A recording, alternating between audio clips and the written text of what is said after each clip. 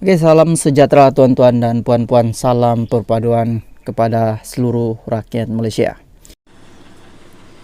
Oke, salam sejahtera kepada tuan-tuan dan puan-puan.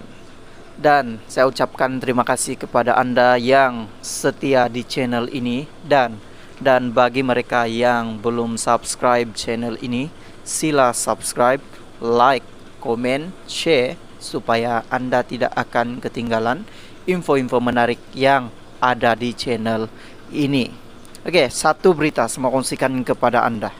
Berita ini sangat mengejutkan kepada seluruh rakyat Malaysia. Satu keputusan dibuat PM ini, dan berita ini juga daripada Malaysia Kini.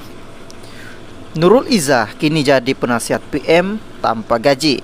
Perdana Menteri Anwar Ibrahim telah melantik anaknya Nur Izzah sebagai penasihat kanan, keuangan dan ekonomi.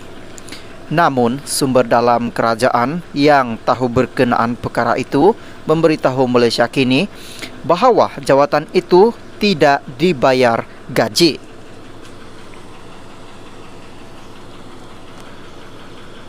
Saya boleh katakan ia bukan peranan bergaji, kata seorang sumber. Anwar turut mengesahkan perkara ini dalam sidang media hari ini. Saya tidak bayar apa-apa allowance kepada dia, katanya kepada pemberita selepas pelancaran pusat khidmatnya di Tambun, Perak. Anwar yang juga menjadi Menteri Keuangan turut tidak mengambil gaji. Nurul Izzah memaklumkan tentang peranan buruknya itu dalam wawancara bersama The Star yang diterbitkan hari ini. Sementara saya tiada di parlimen untuk berkhidmat kepada rakyat, saya kini berkhidmat dalam kerajaan dan dasar awam dan pelaksanaan dasar, katanya. Naib Presiden lantikan PKR itu merupakan antara pemimpin utama yang menjadi korban kepada gelombang hijau PN di utara Semenanjung selepas tewas di kerusi parlimen Permatang. Nur Izzah berkata dia berharap dapat menggunakan pengalaman lalunya sebagai ahli parlimen kerjanya dalam isu kemiskinan, pendidikan vokasional dan teknikal serta ketika dalam jawatan kuasa kira-kira wang negara untuk berkhidmat sebagai penasihat Anwar.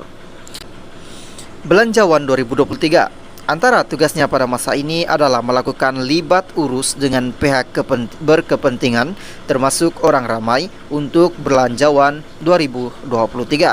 Sebagai sebahagian daripada persiapan belanjawan, kita bukan saja telah jumpa kumpulan perniagaan dan pihak berkepentingan biasa lain, tetapi kita juga sedang mendapatkan input dari rakyat, terutama daripada B40 dan tidak lupa juga M40. Arahan dari Perdana Menteri jelas bercakap dengan rakyat dan dengar idea, kebimbangan dan harapan mereka adalah pihak berkepentingan paling utama, katanya lagi. Dia sebelum ini memaklumkan mengalami keguguran ketika menjalankan tugas, termasuk berulang-alik antara Pulau Pinang dan Putrajaya. Sementara itu, Nur Izzah berkata peranan terbarunya ini akan membolehkannya menggalas tanggungjawab baru di tengah keadaan ekonomi yang mencabar. Namun saya yakin dapat menyumbang kepada evolusi Malaysia yang bukan saja mengejar pertumbuhan semata-mata demi pertumbuhan, tetapi negara yang mengangkat semua serta serata masyarakat dan memberikan kesaksamaan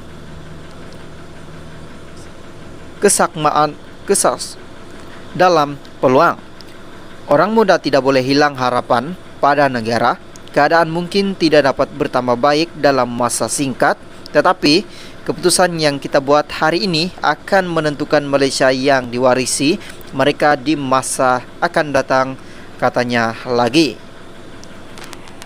Oke, salam sejahtera tuan-tuan dan puan-puan, salam perpaduan kepada seluruh rakyat Malaysia. Terima kasih juga yang sudah bersama di channel ini.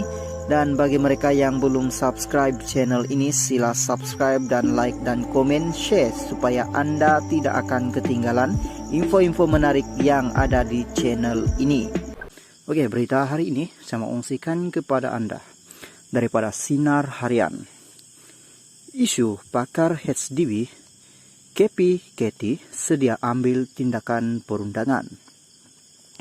Sialam, Kementerian Pembangunan Kerajaan Tempatan KP-KT tidak teragak-agak untuk mengambil tindakan perundangan kepada pihak yang membuat tomahan fitnah dan cobaan menghasut rakyat susulan membawa masuk pakar luar untuk berfungsi kepakaran dan pengalaman berhubung isu perumahan.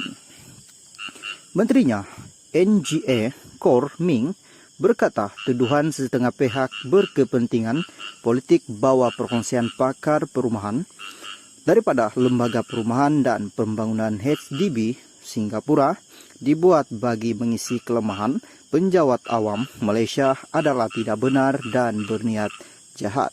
Menurut beliau, tuduhan tersebut adalah satu tindakan provokasi yang berburu fitnah hasutan.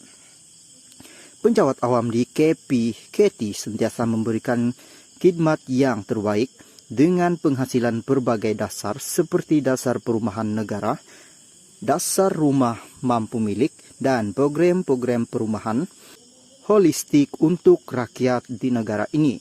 Malah penjawat awam telah berhikmat dengan cermelang sejak dari pentadbiran Perdana Menteri pertama Tengku Abdul Rahman Putra Al-Haji sehinggalah ke hari ini. Sinergi penjawat awam dan anggota pentadbiran telah melahirkan berbagai dasar program dan pelan-pelan tindakan demi kepentingan rakyat, katanya dalam kenyataan pada Kamis. Sebelum ini, media melaporkan Malaysia akan membawa masuk pakar daripada agensi-agensi perumahan Singapura HDB untuk menambah baik sektor perumahan di negara ini.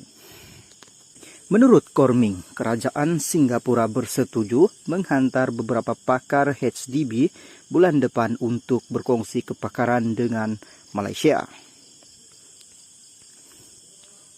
Namun demikian, perkara tersebut telah mendapat respon negatif daripada beberapa pihak dan mendesak Perdana Menteri Datuk Seri Anwar Ibrahim campur tangan dan mengkaji semula tindakan tersebut. Jelas Korming niat untuk menyebut pakar dari negara luar termasuk Singapura dalam sesi seminar dan bengkel adalah bagi mendapatkan ilmu dan pengetahuan serta berkongsi kepakaran dalam bidang perumahan. Ia agar Malaysia dapat bergerak ke hadapan dan relevan dengan perkembangan semasa, jelasnya. Tambahan beliau, berkongsi kepakaran dan bertukar amalan dalam sesuatu bidang untuk bukan perkara baharu, malah telah dimulai